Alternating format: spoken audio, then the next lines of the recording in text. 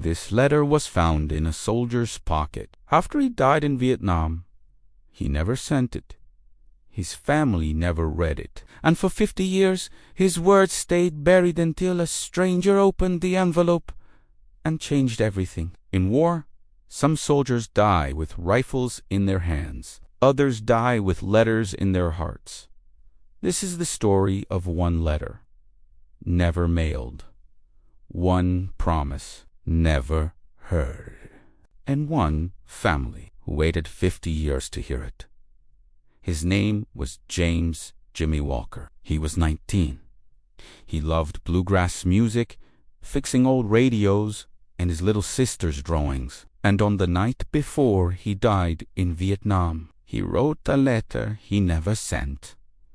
If you believe some voices deserve to echo across time, hit like, subscribe to Voices of Valor, and stay with us. Because today, his words finally come home. In the rolling hills of Pine Ridge, Kentucky, where tobacco fields meet Appalachian forests, the Walker family lived in a white farmhouse with a wraparound porch and a broken swing. Jimmy was the oldest, quiet, thoughtful, always tinkering with something. His little sister, Sarah, was 7 when he left. She'd sit on the porch steps, drawing pictures of him in uniform, even before he enlisted. He didn't want to go to war, but in 1967, with his draft number called in college out of reach, Jimmy saw only one path: serve, survive, and come back to fix things: radios, fences, maybe even his parents' broken marriage. The night before shipping out, he sat at the kitchen table under a single bulb. He wrote 2 letters, one to his parents, one to Sarah. Dear Sarah, I saw your drawing of us fishing at Miller's Pond. You made me look taller. I forgive you. If I'm not back by your birthday, don't be sad. Look for me in the songs on the radio, in the crackle of old records, in the way the wind sounds through the pines. And keep drawing. The world needs beauty especially now. Love, Jimmy. He sealed both letters, but only mailed the one to his parents. The one to Sarah, he tucked it into his breast pocket. I'll give it to her when I get back, he told his buddy, Corporal Ray Evans. But Jimmy never came back. On July 12, 1968, during a fierce firefight near Firebase Ripcord, Jimmy dragged a wounded comrade to safety only to be hit by sniper fire. His last words: "Tell Sarah her drawings are perfect." His body was recovered.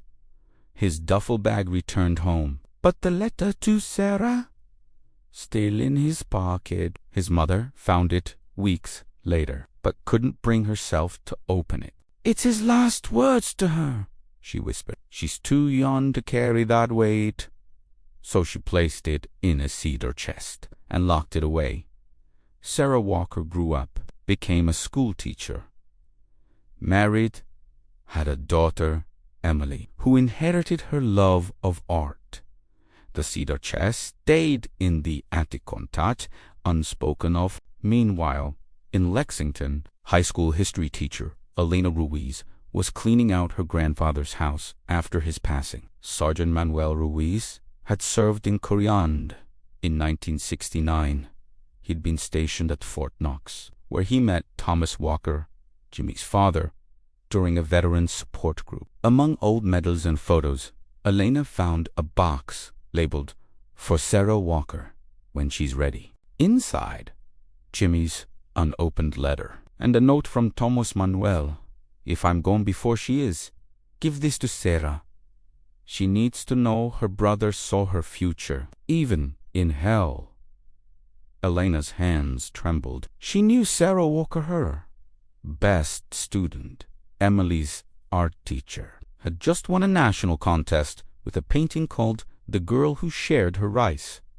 That afternoon, Elena drove to the old Walker farmhouse. She found Sarah on the porch, the same spot where she'd drawn Jimmy as a girl. "I think this belongs to you," Elena said, handing her the envelope. Sarah stared at her brother's handwriting, faded but unmistakable. With tears streaming, she opened it and read his words for the first time. That night, she didn't sleep. She painted.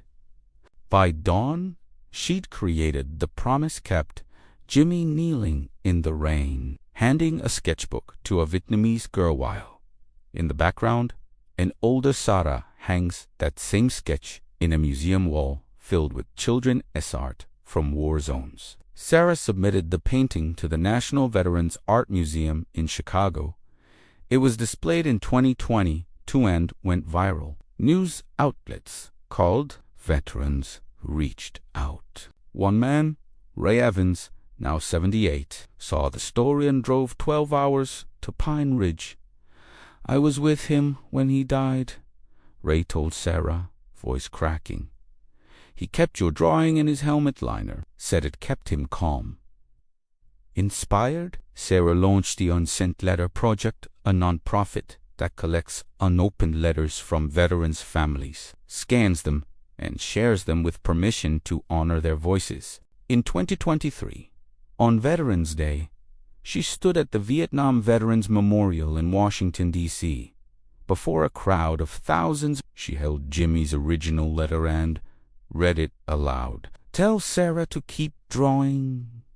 One day, her pictures will hang in museums." As she spoke, sunlight hit panel 30W line 112 where Jimmy's name is etched and the crowd fell silent. Afterward, a young Vietnamese-American girl approached her. "My grandmother was that girl," she whispered, "the one who shared her rice. She's 65 now. She's an artist, too." Sarah hugged her. Then Jimmy's promise came true. Twice, Jimmy Walker never came home, but his love did, his hope did, and his belief in beauty, especially in the darkest places, still lives. Today, the Unsent Letter Project has recovered over 300 letters from attics, trunks, and old uniforms. Each one a voice that almost vanished. Each one a story that almost ended in silence.